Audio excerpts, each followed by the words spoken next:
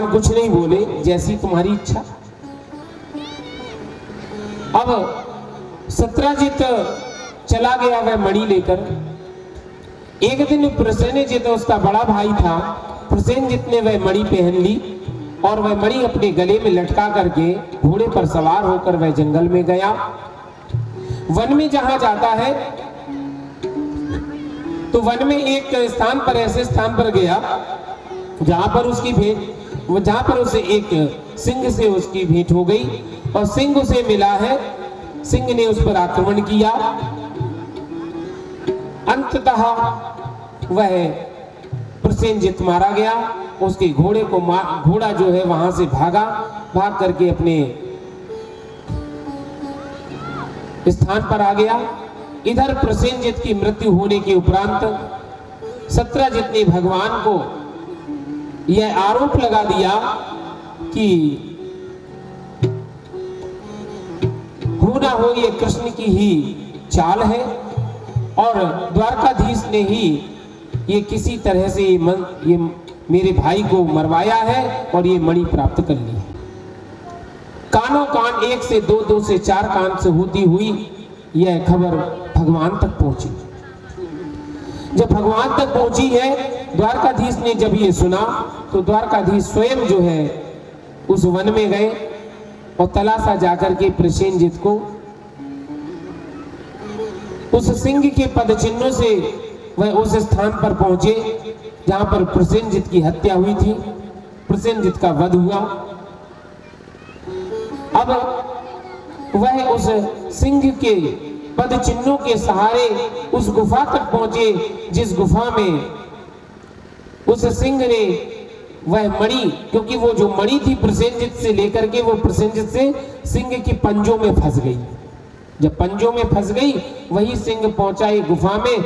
वहां जामवंत जी जो थे, जामवंत जी से उसका युद्ध हुआ और जामवंत जी ने अंत में वह मणि प्राप्त कर ली और वह मणि प्राप्त करके अपनी बेटी जामवंती के पालने में डाल दी, पलने में लटका दी। तो वह जो है जामवंती उस मणि के द्वारा खेलती थी। जब जो है भगवान उस गुफा के पास पहुंचे, उस कंदरा में अंदर जब गए हैं, अंदर जाकर के देखा कि बड़ा प्रकाश है और एक बालिका जो है उस मणि से खेल रही है। भगवान ने वह मणि प्राप्त करने की इच्छा की। जामवंत से उनका युद्ध हुआ। जामवंती जी से जब काफी दिनों तक युद्ध चलता रहा, अंत में जामवंती जी के जब हाथ पांव ढीले कर दिए, भगवान ने नसें नसें ढीली कर दी। अंततः जामवंती जी जान गए, हो ना हो ये निश्चित ही हमारे या तो राम जी हैं या स्वयं कपिल भगवान हैं। जामवंत जी ने कहा, प्रभु आप सही सही बताइए, आप कौन हैं? आप लगते नहीं कि साधारण कोई मनुष्य हो। भगवान ने वह रूप दिखाया और धनुर्धारी भगवान के रूप में सामने प्रकट हुए हैं। जामवंत जी को बड़ी प्रसन्नता हुई।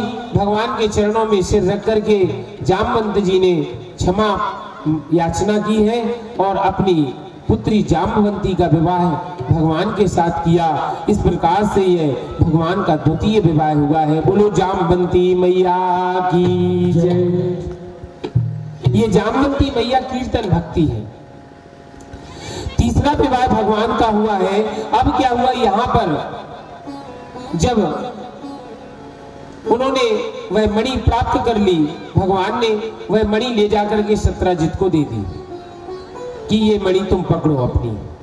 सत्राजित उस मणि को प्राप्त कर लिया। सत्राजित ने बड़ा शर्म आई, उसकी बहुत शर्म आई। भगवान से उसने क्षमा याचना मांगी है और क्षमा याचना के बाद में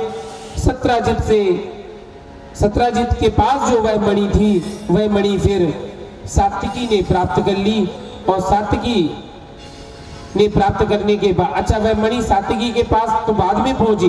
पहले तो यहाँ सत्राजित ने क्या किया कि वह मणि और अपनी पुत्री जो सत्यभामा थी, सत्यभामा का विवाह भगवान के साथ कर दिया है। दहेज में वह मणि भी दे दी। और जब दहेज में मणि दे दी है तो वह मणि अब भगवान के पास पहुंच गई। इस प्रकार से भगवान का यह तृतीय विवाह हुआ है। बोलो सत्यभामा मैया की जय। ये सत्यभामा भगवान की एकमात्र यादव पत्नी थी, यदुवंशी कुल से थी, इसलिए इसके बाद चतुर्थ विवाह भगवान का ये स्मरण भक्ति थी सत्यभामा जी। चतुर्थ विवाह भगवान का जो होता है, एक बार की बात है, भगवान यमुना के किनारे घूम रहे थे। घूमते घूमते अर्जुन भी साथ में थे। यमुना के कूल पर गए, तट पर देखा कि एक सांवली सी एक कन्या, सुंदर कन्या ओम नमो भगवते वासुदेवाय का मंत्र का उच्चारण करती हुई तपस्या में लीन थी। अर्जुन ने पूछा, हे देवी आप कौन हैं? उसी कन्या ने बताया कि मैं कालिंदी हूं, मैं यमुना हूं, मैं यमराज की बहन हूं और मैं भगवान कृष्ण की प्राप्ति के लिए तपस्या कर रही हूं। जब द्वारकाधीश मुझसे विवाह करेंगे, यही मेरी तपस्या का फल होगा। कालिंदी मैया यमुना मैया को अर्जुन जो है भगवान के पास ले गए हैं। भगवान से उनका साक्षात्कार कराया। अंततः भगवान ने कालिंदी जी से यानी सूर्यपुत्री यमुना से विवाह किया। इस प्रकार से ये पाद सेवन भक्ति है, ये पाद सेवन भक्ति है। तभी तो वेणु गीत में लिखा है, नद्यस्तदा तदुपधार मुकुंद गीतम आवर्त लक्षित मनोभव भग्न वेगा आलिंगन स्थगित भूमि मुझेर मुरारे ग्रहयंती पाद युगलम कमलोपहारा। जब भगवान वेणुनाद करते थे तो यमुना मैया अपने पति के वेणुनाद करते समय इतनी प्रसन्न होती थी कि दो भागों में बट जाती थी और भगवान को आवर्त लक्षित, आवर्त माने घूमना, घूमते हुए दो भागों में बट करके भगवान के चरणों के दोनों तरफ से घेर लेती थी। ऐसा लगता था जैसे अपने पति का आलिंगन कर रही हो और आकर के ग्रहयंती पाद युगलम कमलोपहारा, और चरणों में जाकर के अपने कमल रूपी उपहार को भगवान के चरणों में निवेदित कर देती थी।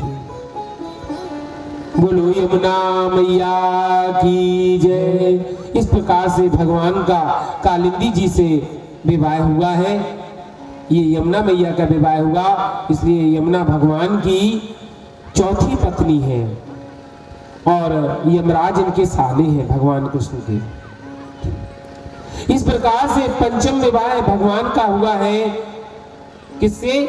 देखो पंचम विवाह की कथा सुनो। भगवान को भक्त बहुत प्यारे होते हैं और आज अंतिम दिवस है ना, भगवान को अंतिम दिवस में चावलों का भोग लगता है, क्योंकि सुदामा जी को चावल बहुत पसंद थे। जो माताएं चावल ला रही हैं वो अपने स्थान पर ही रखें। अंत में वह चावल को भगवान को भेंट करना, बीच में कोई भी चावलों को यहाँ भेंट ना करें। जब कथा समाप्त हो जाए, विश्राम हो, उसी समय। अच्छा हुआ क्या कि भगवान जो है, बोलो एक बार जोर से, बोलो द्वारकाधीश भगवान की जय। एक बार अयोध्या जो थी, अयोध्या के एक राजा थे जिनका नाम था नग्नजित। ये नग्नजित जो राजा थे, इनकी एक पुत्री थी जिसका नाम था सत्या। अच्छा, नग्नजित राजा जो थे, ये अयोध्या के राजा थे। इन्होंने एक प्रण किया था कि जो इनके पास 7 सांड थे जिन्होंने कभी आदमी की परछाई भी नहीं देखी थी, ऐसे सांड थे बिल्कुल जंगली जैसे। उन सांडों को इन्होंने अपने पास रखा था और इन्होंने ये प्रण किया कि जो इन 7 सांडों को एक डोर से नाथ देगा, उसके साथ में अपनी पुत्री सत्या का विवाह करूंगा। अयोध्या नरेश की इस प्रतिज्ञा को सुन करके हमारे गोविंद द्वारकाधीश भी उस स्वयंवर में गए। वहां जाकर के उन्होंने उन 7 साणों को एक ही डोर से नाथ दिया है, इसलिए भगवान का नाम नाथ पड़ गया। उन्हें नाम मिला है नाथ, तभी से हम नाथ कहने लगे हैं भगवान को। और उनकी पुत्री सत्या का विवाह भगवान के साथ हुआ। ये भगवान की पांचवा विवाह था। अगली जो है इनकी एक बुआ थी भगवान कृष्ण की, द्वारकाधीश की बुआ का नाम था राजाधिदेवा। ये राजाधिदेवा जो थी ये अवंती नरेश को ब्याही थी जयसेन को। इनकी सगी बुआ थी। भगवान की जो बुआ थी ना, ये 4 बुआ थी। एक प्रथा नाम था, एक का नाम राजाधिदेवा था, एक का नाम श्रुतकीर्ति था। ऐसी जो है इनकी बुआ थी। तो ये जो बुआ थी जिनका नाम था राजाधिदेवा, इनकी बेटी का नाम था मित्रविंदा। ये गंगा जी का अवतार थी। किसका अवतार थी? गंगा मैया का। बोलो गंगा मैया की जय। अच्छा, गंगा मैया मित्रविंदा के रूप में इन्होंने भगवान की बुआ के यहाँ जन्म लिया था। गंगा यमुना सभी देवताओं सभी देवियों ने आकर के यदुवंशियों में जन्म लिया। आज राजाधिदेवा की बेटी मित्रविंदा का वहां पर स्वयंवर हुआ। भगवान गए, उस स्वयंवर में जाकर के मित्रविंदा का स्वयंवर में विजय प्राप्त करके वहां से मित्रविंदा को लेकर के आए हैं। ये अर्चन भक्ति थी। मित्रविंदा का विवाह हुआ है। बोलो मित्रविंदा मैया की जय। इसके बाद अगला विवाह भगवान का श्रुतकीर्ति जो इनकी बुआ थी उनकी पुत्री भद्रा के साथ हुआ। ये केकय देश के राजा धृष्टकेतु की पत्नी थी श्रुतकीर्ति। श्रुतकीर्ति की बेटी का नाम था भद्रा। तो भद्रा के साथ भगवान का 7वां विवाह हुआ। ये दास्य भक्ति थी। अगला विवाह भगवान का हुआ है राजा बृहदसेन की पुत्री के साथ, जिसका नाम था लक्ष्मणा। ये लक्ष्मणा जो है सख्य भाव से थी, सख्य भक्ति का प्रतीक है। बोलो लक्ष्मणा मैया की जय। इसके बाद भगवान के ये 8 विवाह हुए हैं और 9वें में स्वयं राधा रानी इनकी अंगभूता थी। उनका भी विवाह तो हुआ था। ये लिखा हुआ है ब्रह्मवैवर्त पुराण में लिखा है, हरिवंश पुराण में लिखा है। कई लोग कहते हैं राधा रानी का विवाह नहीं हुआ। राधा रानी का विवाह भांडीर वन में स्वयं ब्रह्मा जी ने करवाया था वृंदावन में। तो ये राधा रानी भी इनकी पत्नी थी, लेकिन राधा रानी इनकी अंग स्वरूपा थी। इनके आधे अंग से भगवान का ही निज स्वरूप थी, इसलिए राधा रानी को स्वयं कृष्ण कहा गया है और कृष्ण को राधा कहा गया है। दोनों एक ही स्वरूप में हैं। इसके बाद भगवान एक जो है नरकासुर नाम का एक राक्षस था जिसे भौमासुर कहते थे। ये पृथ्वी का पुत्र था। अच्छा, पृथ्वी का पुत्र कैसे हुआ? पृथ्वी का पुत्र ऐसे हुआ कि एक बार जब बराह अवतार में भगवान ने हिरण्याक्ष का वध किया था और जब हिरण्याक्ष से युद्ध चलता रहा, काफी दिन तक युद्ध हुआ, उस युद्ध में भगवान को पसीना आ गया। जब भगवान को पसीना आया है, उस पसीने की बूंदें जब पृथ्वी पर गिरी तो पृथ्वी गर्भवती हो गई थी। इसी के कारण पृथ्वी से भौमासुर का जन्म हुआ। ये भौमासुर पृथ्वी का पुत्र था। अच्छा, भौमासुर इस राक्षस ने क्या किया? इसने 16,000 कन्याओं को अपने कैद खाने में बंद कर रखा था और ये सोचता था कि ये जब 1 लाख हो जाएंगी तब इनके साथ में मैं विवाह करूंगा। ये 16,000 कन्याओं का इसने अपने कैद खाने में इनको बंद करके रखा। जब भगवान को द्वारकाधीश को पता चला तो वह गए और भौमासुर से युद्ध किया। अंत में भौमासुर की मृत्यु हुई। और भौमासुर की मृत्यु पता है कब हुई थी? कोई बता सकता है? नरक चतुर्दशी आती है दीपावली के पहले, आती है। दीपावली अमावस्या को होती है, इसके पहले नरक चतुर्दशी आती है। नरक चतुर्दशी के दिन नरकासुर अर्थात भौमासुर का वध भगवान ने किया। इसी उपलक्ष्य में अगले दिन घी के दिए जलाए गए और दीपावली मनाई गई है। ये दीपावली से इसका संबंध है। दीपावली इसीलिए मनाई जाती है क्योंकि नरकासुर का वध हुआ, अगले दिन घी के दिए जलाए गए और 16,000 कन्याओं को मुक्त कराया गया।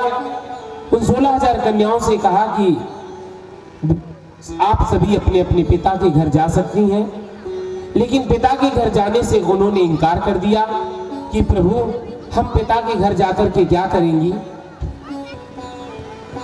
जब त्रेता युग में इतना सत्य का युग था, जब भगवती सीता मैया को भी एक रजक ने जो है मैया भगवान पर भी आरोप लगा दिया था। ये सभी बालकों को यहाँ से हटाए, जाओ बेटा वहां पर जाकर बैठो, यहाँ संतों का आसन होता है, कृपया ना बैठे, अपने स्थान को ग्रहण करें। इस प्रकार से यहां पर जो है भगवान की कथा हो रही थी तो क्या कह रहे थे कि भगवान जो है, जब देखो इसी में डिस्टर्ब हो जाता है थोड़ा सा भी, तो नरकासुर जो था, नरकासुर को जब मारा गया तो दीपावली मनाई गई। अच्छा, नरकासुर के मरने के बाद 16,000 कन्याओं को मुक्त किया। उन कन्याओं से कहा आप अपने अपने घरों में जाएं। तो उन्होंने कहा प्रभु जब त्रेता युग में एक धोबी के ने भगवती सीता मैया पर आरोप लगा दिया था और भगवान को भी मां सीता को त्यागना पड़ा, तो हमें भला आज के युग में कौन अपने घर में रखेगा। हम तो वर्षों से इसके कारागार में बंद हैं। अच्छा देखो, भगवान ने 16,000 से विवाह करने की भगवान की कोई ऐसी, भगवान की ही रची हुई ये सृष्टि है, भगवान को किससे विवाह करना है? भगवान तो स्वयं में परिपूर्ण है। तो ये भगवान ने मजबूरी में, व्यवस्था में 16,000 विवाह उन कन्याओं से किया है। उन्होंने कहा है नाथ हम कहां जाएंगे, आप हमारे सहारे हो, मुझे शरण दो, मुझे मेरा पारिग्रहण करिए प्रभु। भगवान सबको ले जाकर एक ही मंडप के नीचे 16,000 कन्याओं से विवाह किया है। इस प्रकार से भगवान की 16,108 पत्नियां थी। मन जाहे राजो मिलहे शोवर सहज सुंदर सांवरो, करुणा निधान सुजान शील स्नेह जानत रावरो। अच्छा, ये 16,108 ही क्यों है? 16,108 से 17,000 हो जाती या 15,000 हो जाती, 16,108 क्यों कहा गया है? 16,108 जो पत्नियां हैं, ध्यान से सुनिए, इसमें जो वेद है, वेद के 3 कांड हैं। वेद को 3 भागों में बांटा गया है। 3 कांड है। कौन कौन से? ज्ञान कांड, कर्म कांड और उपासना कांड। ज्ञान कांड, कर्म कांड और उपासना कांड, वेदों के 3 भाग हैं। अच्छा, तो ये ज्ञान कांड में 4,000 श्लोक हैं, उपासना कांड में 16,000 श्लोक हैं और कर्म कांड में 80,000 श्लोक हैं। तो 80,000 और प्लस 4,000 कितने हो गए? 84,000। और 84,000 में 16,000 जोड़ दो, कितने हो गए? 1 लाख। कितने हो गए? 16,000, 10,000 हो गए। 4,000, 80,000, ये कुल मिला के 80,000 और 4,000 84,000 हो गए। और 84,000 और प्लस 16,000, इसके बाद में उपनिषद 100। अच्छा, अब ये इतने होने के बाद में 16,108 में ये 8 जो है नवी राधा रानी मिलाकर के नवदा भक्ति हो गई। अच्छा, और अगर 8 मानो तो अष्टधा प्रकृति भी होती है। ये अष्टधा प्रकृति होती है। भगवान ने कहा है, गीता में कहा गया है, गीता का श्लोक है, उसमें लिखा हुआ है भूमिरापो अनलो वायु खम्नो बुद्धिरेव च अहंकारम इतियम में भिन्ना प्रकृतिरे अष्टधा। ये प्रकृति है जिसमें भूमि, वायु, अग्नि, जल, आकाश, ये सब वायु, ये सब मिलाकर के अष्टधा प्रकृति होती है। तो अहंकार इसमें जोड़ दिया जाता है। ये अष्टधा प्रकृति मन, बुद्धि, अहंकार, इनको भी इसमें जोड़ा जाता है। जो प्रकृति के वश में रहता है, जो प्रकृति जिसके वश में रहे उसे ईश्वर कहते हैं, और प्रकृति के वश में जो रहता है उसे जीव कहते हैं। तो अष्टधा प्रकृति है, तो प्रकृति जिसके वश में रहती है उसे ईश्वर कहते हैं। तो भगवान ईश्वर हैं, जगन्नाथ हैं, उनकी प्रकृति जो है उनके वश में है, इसलिए अष्टधा प्रकृति कही गई है। ये 8 पटरानियां भगवान की अष्टधा प्रकृति है। और प्रकृति जिसके वश में रहती है वो ईश्वर होता है, और प्रकृति के वश में जो रहता है वह जीव होता है। इसके बाद में भगवान ने इनसे सबसे विवाह किया। इस प्रकार से ये उत्सव मनाए गए। आगे सुखदेव जी कहते हैं, हे राजन, कथाएं तो बहुत हैं, भगवान ने बहुत सी कथाएं कही। एक बार की बात है, कन्हैया भगवान अपने महल में बैठे हुए थे, द्वारकाधीश विराजते थे अपने स्वर्ण सिंहासन पर, स्वर्ण के पलंग पर, बढ़िया मखमल के बिस्तर पर बैठे हुए थे। रुक्मणी मैया भी बैठी हुई थी। एक दिन भगवान को सिर दर्द करने लगा। जब भगवान ने सोचा कि चलो यहां पर परीक्षा लेते हैं। अच्छा, भगवान कई प्रकार से भक्तों की परीक्षा लेते हैं। एक बार जोर से बोलिए, जय जय श्री राधे, जय जय श्री राधे। राधा रानी का नाम बड़ा ही सुंदर होता है। एक बार नाम ले जाते हैं तो करोड़ों जन्म की, लाखों जन्म की बाधाएं मिट जाती हैं। राधा रानी तेरी नौकरी सबसे बढ़िया है, सबसे खरी। राधा रानी तेरी नौकरी सबसे बढ़िया है, सबसे खरी। राधा रानी तेरी नौकरी सबसे बढ़िया है, सबसे खरी। राधा रानी तेरी नौकरी सबसे बढ़िया है, सबसे खरी।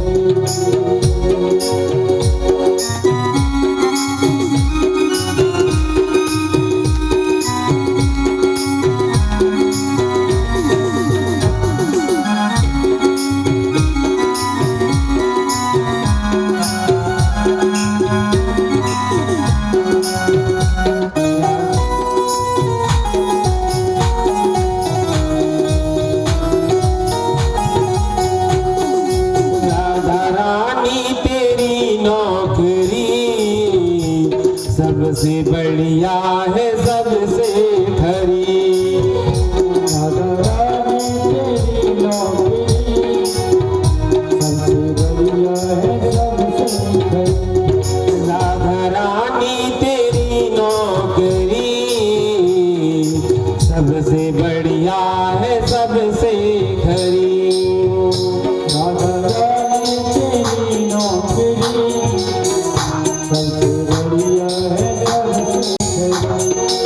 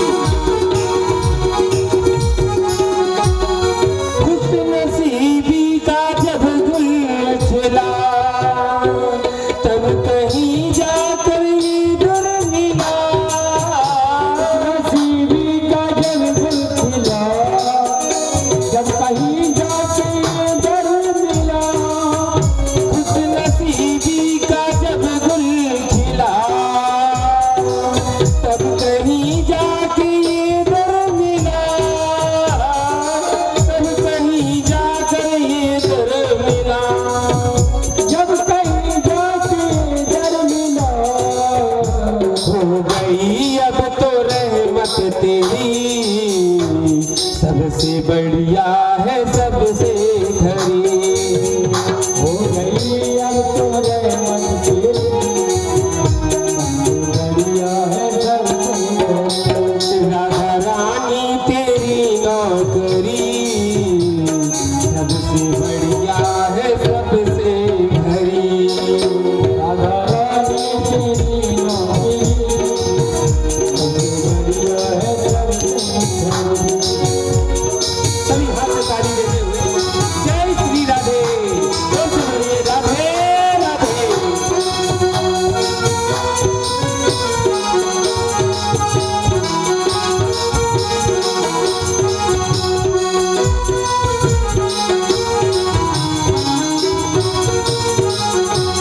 राधा रानी तेरी नौकरी सबसे बढ़िया है सबसे खरी। राधा रानी तेरी नौकरी, सबसे बढ़िया है सबसे खरी।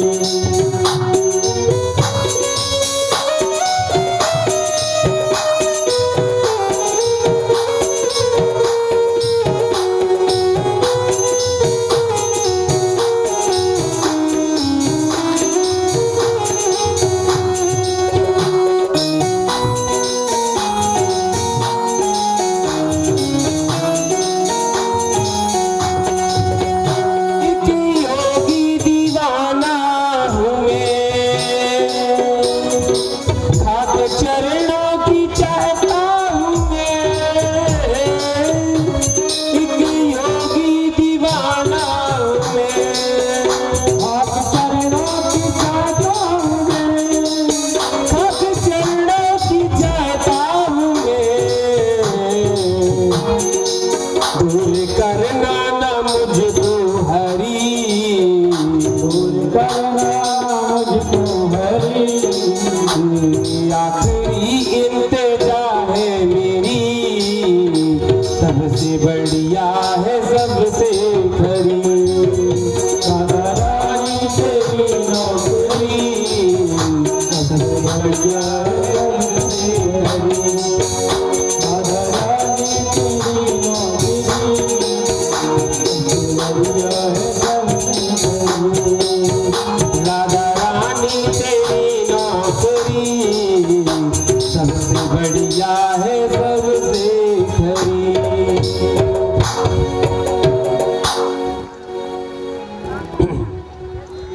राधा रानी, देखो स्मरण भगवान का हमेशा होता रहे तो जितने भी ताली ऊपर बजता, अच्छा भजन के समय में हमेशा हाथ को ऊपर उठाने की कोशिश करना चाहिए। जितना ताली बजाएंगे, जितना हाथों को ऊपर उठाएंगे, उतना भगवान के मन में भी दया आ जाती है कि हमारा बालक हमें पुकार रहा है, और भगवान भी द्रवीभूत हो जाते हैं अपने बालक को अपने गोद में लेने के लिए। इसलिए यदि हम भगवान की गोद में जाना चाहते हैं तो हमेशा भगवान का नाम स्मरण चिंतन करते रहना चाहिए। अच्छा, एक बार की बात क्या हुई कि कुरुक्षेत्र के में हमेशा जो है एक ग्रहण पड़ा, अमावस्या का समय था। सभी जो है अमावस्या के टाइम पे वहां पर स्नान करने के लिए जाते हैं। तो ग्रहण के समय पूरे देशवासियों का वहां जाना हुआ, इधर भगवान भी गए हैं, भगवान भी जाना है, भगवान भी जाते हैं, जाएंगे, आने वाला है वो ग्रहण का समय। वहां की भी कथा हमको आपको बताने वाले हैं। इसके पहले थोड़ा द्वारकाधीश की चर्चाएं आपको बता दें कि भगवान द्वारकाधीश जब द्वारका में विराजते हैं तो नारद जी एक बार द्वारकाधीश के पास गए।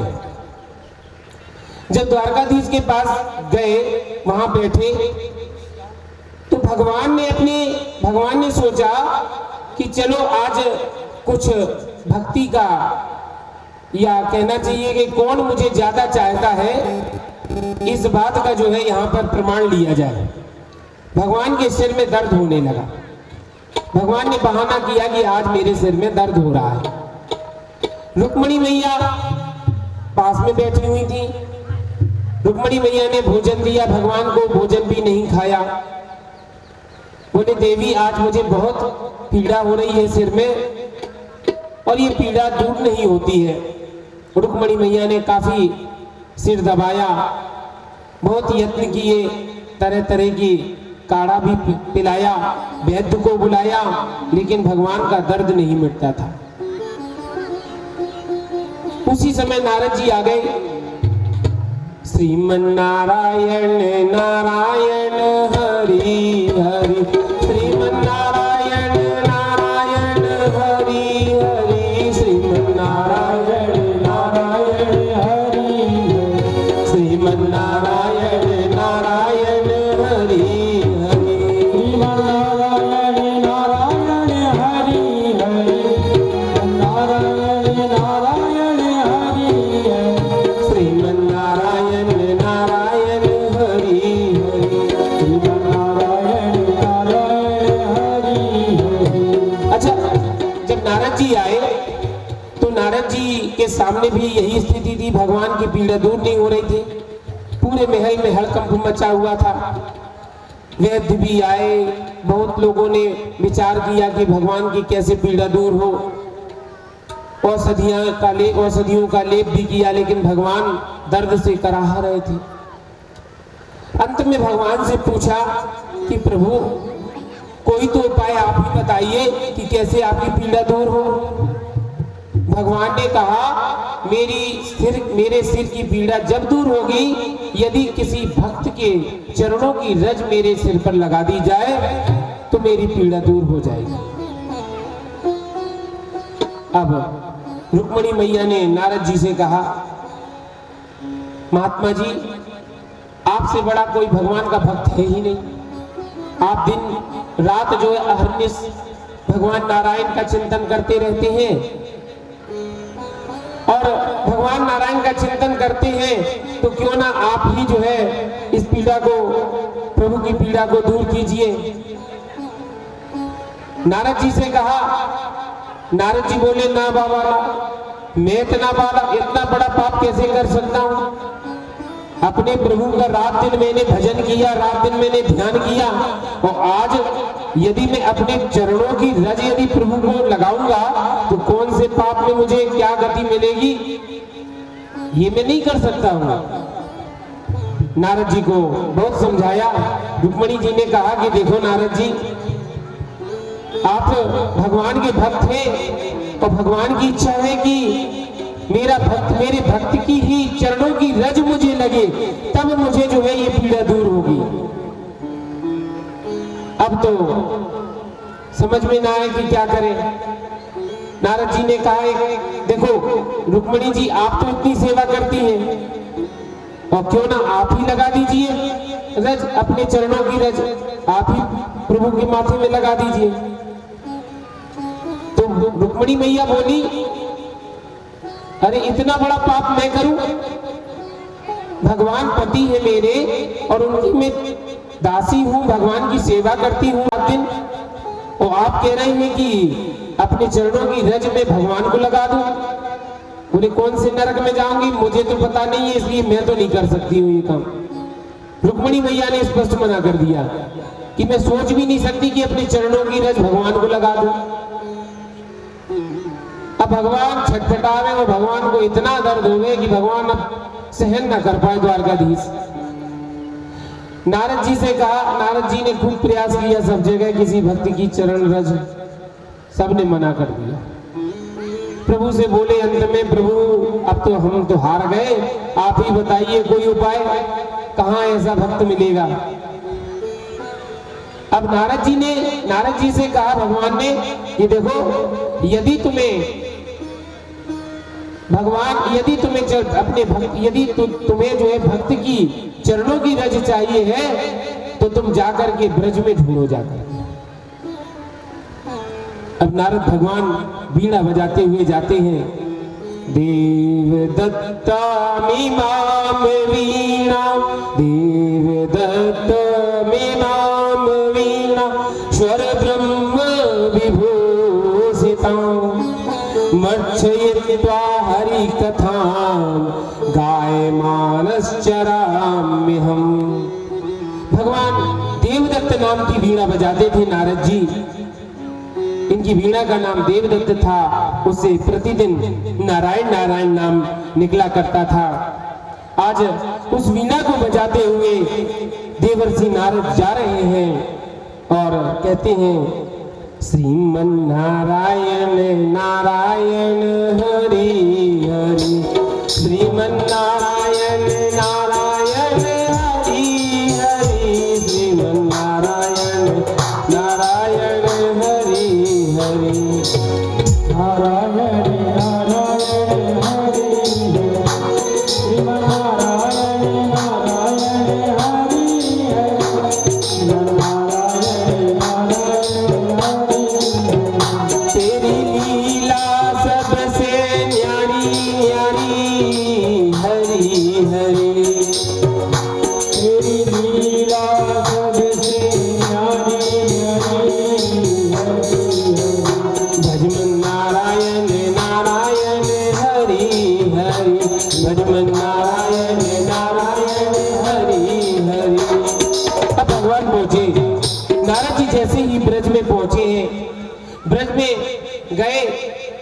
अच्छा, भगवान ने कह दिया थी कि ब्रज में जाना तो राधे राधे कहना, यदि राधे राधे नहीं कहोगे तो तुम्हें कोई पूछेगा भी नहीं। नारद जी वहां पहुंचे हैं और जैसे ही गोपियों को देखा तो गोपियों से कहा राधे राधे गोपी। गोपी ने भी राधे राधे कहा और नारद जी से कहा नारद जी कहाँ से आगमन हुआ महात्मा जी? बोले द्वारकाधीश से आ रहे हैं, द्वारकापुरी से आ रहे हैं। अच्छा, द्वारकापुरी से आ रहे हो तो हमारे कन्हैया की क्या हाल है, जल्दी जल्दी बताओ। अब गोपियां पीछे लग गई, सभी गोपियों ने घेर लिया। अब नारद जी कहते हैं अरे गोपी कुछ ना पूछो, कैसे हाल में है भगवान? भगवान तो बड़े कष्ट में है और उनका कहीं इलाज नहीं मिल पा रहा है, उपचार नहीं हो पा रहा है। क्यों, क्या बात हो गई? कन्हैया को क्या परेशानी है, कौन सी पीड़ा हो रही है, क्या तकलीफ है? नारद जी ने कहा उनके सिर में इतना जोर से दर्द है कि सभी वैद्यों ने और कई जानकारों ने प्रयास किया लेकिन उनके सिर का दर्द ठीक नहीं होता है। तो कोई उपाय तो होगा महात्मा जी। तो नारद जी ने कहा उपाय एक ही है, भगवान ने बताया है कि यदि किसी भक्त के चरणों की रज यदि वो मिल जाए तो भगवान की जो है सर की पीड़ा दूर हो जाए। गोपियों ने सुनते ही तुरंत अपने दोनों पैरों से झड़ाने लगी। अरे नारद जी कितनी धूल चाहिए, ले जाओ हमारे चरणों को, जितनी रज चाहिए उतनी ले जाओ, 1 किलो 2 किलो 10 किलो जितना चाहिए। हम इतनी धूल में खूब चारों तरफ धूल ही धूल हम लोगों के पैरों की है। अपने पैरों की रज को मल मल के छुटाती है गोपियां, कहती है ले जाइए। धन्य है वे गोपी। आज देखिए अपने चरणों की रज भगवान की पीड़ा को दूर करने के लिए नारद जी को दी। नारद जी आश्चर्य में पड़ गए। गोपी ये कर क्या रही हो? तुम अपने चरणों की रज दोगी, तुम्हें पाप नहीं लगेगा? गोपियां कहती है महात्मा जी, नारद जी, मुझे पाप जितना भी लगना उतना लग जाए, एक बार नहीं 100 बार नहीं, सैकड़ों जन्म तक अगर नरक में पड़े रहे तो पड़े रहे, कोटि जन्म तक नरक की यातना सहनी पड़े, वह भी मुझे मंजूर है। कभी मुझे नरक से बाहर न निकलना पड़े, लेकिन हमारे ठाकुर जी का दर्द दूर हो जाए, हमारे कन्हैया का दर्द दूर हो जाए, इसके लिए मैं करोड़ों नरक यात्रा भोगने के लिए तैयार हूं। इसको कहते हैं गोपी प्रेम। ये गोपी का प्रेम होता है। गोपियों ने अपने चरण रज दे दी है। जहां नारद जी ने जाकर के भगवान के माथे में चरण रज लगाई, भगवान की पीड़ा तुरंत दूर हो गई है। तो एक प्रेमी ही ऐसा कर सकता है, वो प्रेमी जो भगवान का होता है। असली प्रेमी तो भगवान का गोपी बनकर ही बना जा सकता है। जो गोपी भाव को अपने अंदर रखता है वही भगवान का असली प्रेमी होता है। रुक्मिणी मैया जबकि पत्नी थी, पत्नी होते हुए भी उन्होंने सोचा कि मैं नरक में ना चली जाऊं, नरक के भय के कारण अपने चरणों की रज नहीं दी। तो पति के प्रति प्रेम होना चाहिए, अपनी ये नहीं देखना चाहिए कि मुझे नरक मिलेगा या स्वर्ग मिलेगा। पति परमात्मा का स्वरूप होता है, पति माता के समान होता है, पति पिता के समान होता है, पति बंधु के समान होता है। स्कंद पुराण में लिखा हुआ है। इसलिए अपने पति को भगवान के समान मान करके उनका सम्मान करना चाहिए और भगवान से गोपी जैसा भाव रख करके प्रेम करना चाहिए, क्योंकि भगवान गो माने होता है इंद्रियां और पी माने पीना। जिसने अपनी इंद्रियों को वश में कर रखा है वह गोपी होता है। गोपी का मतलब होता है जो अपनी इंद्रियों को वश में रखे, वह गोपी कहलाता है। एक दिन की बात है, अब अमावस्या आई, सूर्य ग्रहण पड़ा। सूर्य ग्रहण पर भगवान कुरुक्षेत्र को पधारे। 100 वर्ष हो गए थे, मैया से नहीं मिले और मैया यशोदा का बुरा हाल था। लाला जब से गयो, जब से लाला को दर्शन नाय भयो। आज सभी ब्रजवासी भी अमावस्या के अवसर पर, सूर्य ग्रहण के अवसर पर कुरुक्षेत्र जाते हैं, क्योंकि कुरुक्षेत्र द्वापर युग का श्रेष्ठ तीर्थ था। सतयुग में जो तीर्थ होता है वो नैमिषारण्य होता है। सतयुग में श्रेष्ठ तीर्थ नैमिषारण्य कहलाता था। त्रेता युग में श्रेष्ठ तीर्थ प्रयागराज था। द्वापर में श्रेष्ठ तीर्थ कुरुक्षेत्र। इस प्रकार से अच्छा, अब जो कलयुग आया है, कलयुग में तो भगवान का नाम ही लो वही तीर्थ है। भगवान का नाम स्मरण ही तीर्थ का अनुभव कराता है, सत्संग ही तीर्थ होता है। इसलिए गोस्वामी तुलसीदास जी बाबा कहते हैं, मुद मंगलमय संत समाजो, जो जग जंगम तीरथ राजो, सुन समझहि जन मुदित मन, मज्जह मन अनुराग, लहै चार फल अछत तनु, साधु समाज प्रयाग। अच्छा, ये साधु संत समाज जो होता है ना, ये तीर्थ के समान होता है, चलता फिरता तीर्थ है। साधु समाज चलता फिरता तीर्थ होता है। इसलिए कहा गया है कि संत समाज क्या है, तीर्थ के समान है। और जो संतों की शरण में जाता है, बोलो संत भगवान की जय। तो संत स्वरूप में भी कोई हो तो वो संत का ही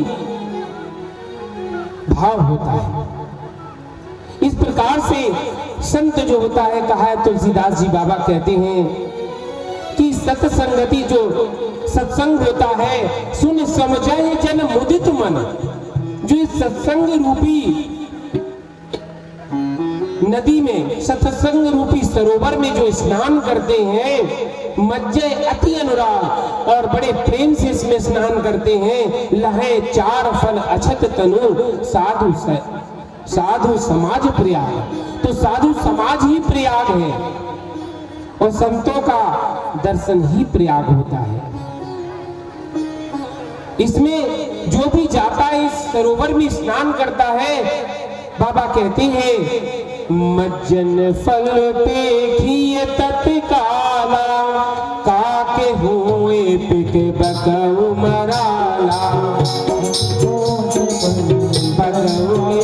अब देखिए, कौआ भी हंस बन जाता है, कोयल बन जाता है।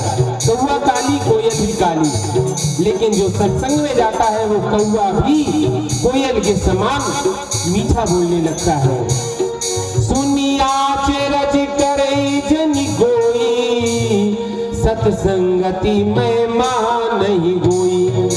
इसलिए इसमें अचरज नहीं करना चाहिए, सत्संगति की महिमा ही ऐसी होती है। आज कुरुक्षेत्र में सब पहुंचे हैं। जब कुरुक्षेत्र में अमावस्या के अवसर पर पहुंचे, वहां पर सूर्य ग्रहण के अवसर पर स्नान होता है।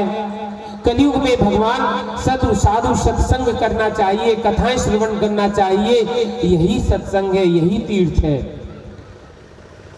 आज साधु समाज कहां पर जुड़ा है? ये जुड़ा है जाकर के कुरुक्षेत्र में अमावस्या के सूर्य ग्रहण के समय में। जब वहां सत्संग, वहां पर सूर्य ग्रहण पर सब इकट्ठे हुए, इधर मैया यशोदा भी गई। उन्होंने सुना कि हमारा लाला वहां आ रहा है, तो मैया भी गई है। अपनी एक जो तंबू लगा लेते हैं, उन शिविर में मैया रहती है, और द्वारकाधीश भी कहीं होंगे उसी शिविरों में। बड़ी भीड़ है, कुंभ जैसा मेला लगा हुआ है, कोई किसी को नहीं देख रहा है, सब व्यस्त हैं। इतनी भीड़ है कि कोई किसी को पहचान नहीं पा रहा है। यशोदा मैया के शिविर के पास ही जो ब्रजवासियों के अन्य शिविर लगे हैं, उनमें से मनुसुखा निकला। मनुसुखा बेचारा निकल गया, और घूमते घूमते घूमते घूमते सुना था उसने कि यहाँ पर हमारे द्वारकाधीश भी आए हुए हैं। द्वारकाधीश को तलाशने के लिए निकल जाता है। रात्रि का समय 7-8 बजे का समय होगा। द्वारकाधीश पूछते पूछते पता लगाया कि द्वारकाधीश का शिविर कहाँ है। कुछ लोगों ने बताया, आगे चले जाओ, इस दिशा में द्वारकाधीश का शिविर है। वहां पहुंचता है और जाकर के पुकारता है भगवान को, द्वारकाधीश को बुलाता है, अरे कन्हैया, कान्हा तुम कहाँ हो? कान्हा को ढूंढते ढूंढते वह थक गया, लेकिन कन्हैया जब नहीं मिले, भगवान एक शिविर में बैठे हुए थे। बाहर पहरेदार बैठे थे। पहरेदारों ने कहा कि अरे जोर से मत बोलो, द्वारकाधीश जाग जाएंगे। उसने कहा, द्वारकाधीश अगर जाग जाते हैं तो उनको जाकर के खबर करो कि हम उनकी सखा मनसुखा आए हैं। उन द्वारपालों ने मना कर दिया कि हम अभी डिस्टर्ब नहीं कर सकते हैं भगवान को, द्वारकाधीश अभी सोए हुए हैं। लेकिन द्वारकाधीश थोड़े थोड़े जाग रहे थे। उन्होंने जैसे ही मनसुखा की आवाज सुनी है, तुरंत वहां से निकल करके आए। मनसुखा को कहा, मनसुखा तू यहां कैसे आयो? मनसुखा ने कहा, कान्हा आज तेरे दर्शन भये, तू ना जाने कि तेरी मैया कितनी विकल हो रही है, कितनी विह्वल हो रही है तेरे वियोग में। तुझे मैया की याद नहीं आई, ना हम सखाओं की याद आवे? कन्हैया ने कहा, मनसुखा याद तो बहुत आती है, कहाँ है मेरी मैया, आई है क्या? मनसुखा ने जैसे कहा, कन्हैया मनसुखा के साथ में चल दिए हैं। अब तो सभी द्वारकावासी देखते रह जाते हैं। द्वारकाधीश मनसुखा के पीछे पीछे जाते हैं, जहां यशोदा मैया कन्हैया का नाम ले लेकर के रटे हुए चुपचाप बैठी हुई है। जैसे ही कन्हैया को उन्होंने देखा, कन्हैया को अपने गले से लगा लिया, हृदय से लगा लिया है, और कन्हैया भी माँ से मिलकर के बहुत रोई। माँ भी बहुत रोई। माँ को इतनी अपने लाडले पर इतना ज्यादा जो है भाव हो आया है कि माँ इतने दिन से जो मिली नहीं थी अपने बेटे से, आज मिली है तो पूरा प्रेम उमड़ रहा है। नंद बाबा से मिले, मैया से मिले, सभी ब्रजवासियों को सुख दिया, आनंद दिया। इसके बाद में भगवान सभी ब्रजवासियों को लेकर के द्वारकापुरी गए। द्वारकापुरी में सबके साथ सुखपूर्वक निवास करते हैं। मैया यशोदा, नंद राय जी सभी द्वारका में रुके। एक दिन की बात है, रात्रि में राधा रानी आई, रुक्मिणी मैया के पास बैठी थी। रुक्मिणी मैया से कहा, रुक्मिणी मैया ने राधा जी से कहा, प्रभु तुम्हारा हमेशा चिंतन करते रहते हैं, तुमने ऐसी कौन सी जड़ी बूटी खिला दी है कि वो तुम्हारे बिना एक पल भी नहीं रहते हैं। अच्छा, भगवान ने ये पहले से कह दिया था कि जब राधा आए तो राधा को दूध जरूर देना, दूध बहुत पसंद है। आज रुक्मिणी मैया ने गरम गरम दूध जो है लेकर आई है और राधा जी को दिया। इधर सुबह के समय भगवान को भी दूध दिया। जब भगवान को दूध दिया है और दूसरे दिन फिर राधा रानी से मिली, तो भगवान ने जो दूध राधा रानी को उन्होंने दिया था रात्रि में, वह दूध राधा रानी पीती नहीं थी। उन्होंने कहा कि भगवान इतने दिन से नहीं मिले हैं द्वारकाधीश, तो उनके वियोग में मैं दूध पीना भी भूल गई। रुक्मिणी मैया ने कन्हैया की सौगंध करा करके कन्हैया को आगे करके दूध पिलाया है। राधा रानी ने जो कन्हैया का नाम सुना तुरंत दूध पी लिया। गरम गरम दूध था, खोला हुआ, एक क्षण भी नहीं लगाया, पूरा दूध पी गई।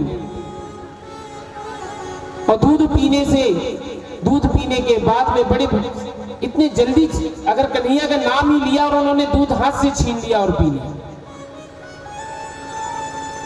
इधर सुबह भगवान को जब वो खाना खिलाती है, भोजन कराती है रुक्मिणी मैया, तो भगवान भोजन करते ही एकदम चीख पड़े, क्योंकि भोजन अंदर गया तो पूरे हृदय में छाले हो गए, गले में छाले हो गए हैं।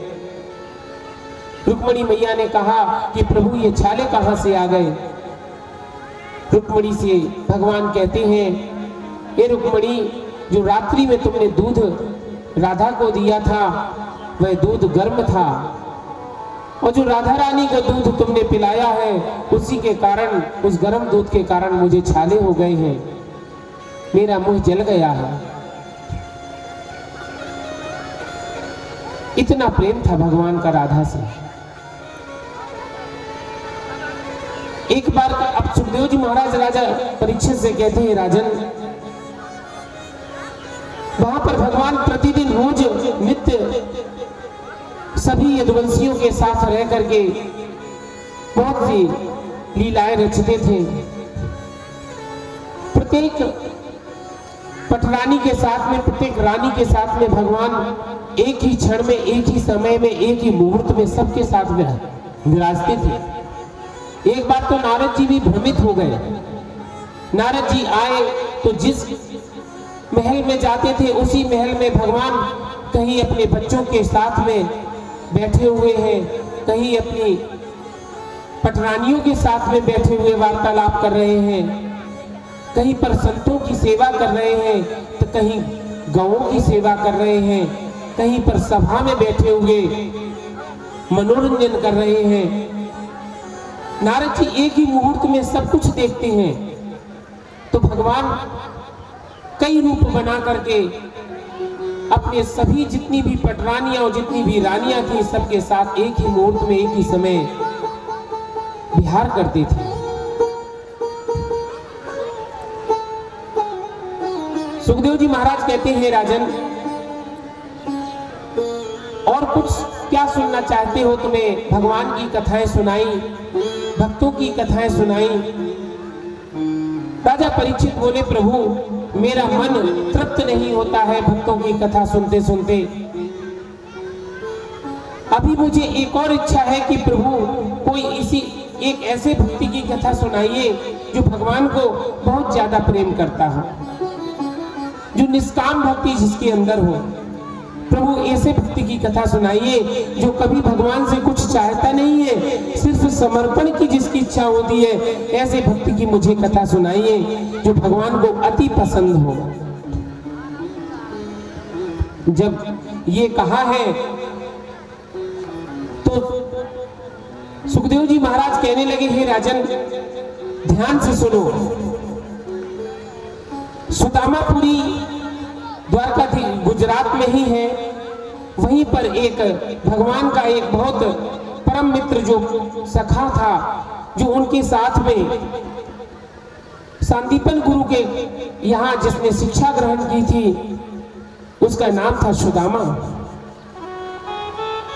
वही सुदामा जो था, कृष्णस्यासीत सखा कश्चिद ब्राह्मणो ब्रह्मवित् महा विरक्तेन्द्रियार्थेषु प्रशान्तात्मा जितेन्द्रियः। कृष्णस्यासीत सखा कश्चित, एक कृष्ण का सबसे प्रिय सखा जिसका नाम था सुदामा। विरक्त इंद्रियार्थेषु, विरक्त माने होता वी माने विशेष और रक्त माने रंग, जिसके ऊपर विशेष रंग चढ़ा हो। विशेष रंग किसका? भक्ति का, उसको कहते हैं विरक्त। वो विरक्त का एक और अर्थ होता है, वी माने जिसे ना हो, क्या ना हो? रक्त यानी रंग, जिसे संसार का रंग जिसके अंदर ना चढ़ा हो, जिसे वैराग्य हो गया हो, उसे कहते हैं विरक्त। तो विरक्त इंद्रियार्थेषु प्रशांत आत्मा जितेंद्रिया। प्रशांत आत्मा का मतलब होता है प्रकर्षेण शांतः, प्रकर्षेण शांतः इति प्रशांतः। उपसर्ग लगने से ये शांता में प्र लग गया है। प्रा का मतलब होता है प्रकर्षेण, और शांत यानी अति शांत, अंदर से भी शांत, बाहर से भी शांत। ऐसे हमारे सुदामा जी महाराज हैं। जो सुदामा है, अच्छा प्रशांत आत्मा दो लोगों को कहा गया है भागवत जी में। एक प्रशांत आत्मा है सुदामा जी, और एक प्रशांत आत्मा थे आत्मदेव जी। ये प्रशांत आत्मा ब्राह्मण थे। अच्छा, प्रशांत आत्मा जो ब्राह्मण होता है ना, वह अपने को